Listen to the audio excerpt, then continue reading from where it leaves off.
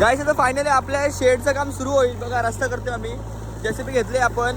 आता रस्त्याचं काम सुरू आहे कारण की आपल्याला रस्ता नव्हता भेटत ना शेतावर गाडी जायसाठी, म्हणजे आपला माल वगैरे असेल ना तो जायसाठी. तर आपल्या रस्त्यावर आता नीट होऊन जाईल. तर आता उद्यापासून लगेच आपण सगळं मटेरियल टाकून घेऊ आणि लगेच लवकर काम सुरू करून घेऊ.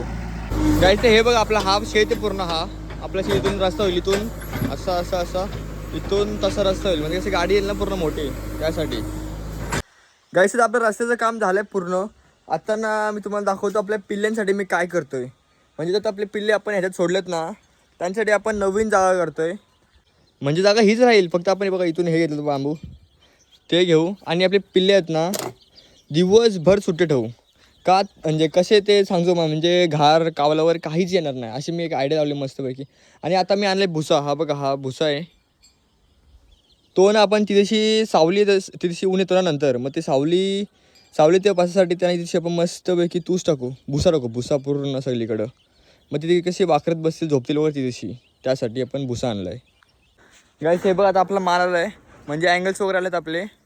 इथं आपण मी आणि आबा अँगल्स काढून ठेवतो आहे. आता लगेच उद्याच्या उद्या लगेच आपण सगळं काम सुरू करून टाकूया. म्हणजे रेती खडी सिमेंट वगैरे सगळं मारून घेऊ आणि सगळं लगेच काम सुरू करून घेऊ आपण. गाईस आता आपण सगळं सामान अनलोड केलं आहे. पूर्ण 1200 किलो, म्हणजे 1 टन 200 किलो आपण मी आणि बाबा दोघंही अनलोड केलं आहे. बघा हात वगैरे पूर्ण माखले तर असे. आता लगेच आपली उद्या आहे ना खडी वगैरे येईल. हे बाबा इथं आणतो सगळे अँगल्स वगैरे.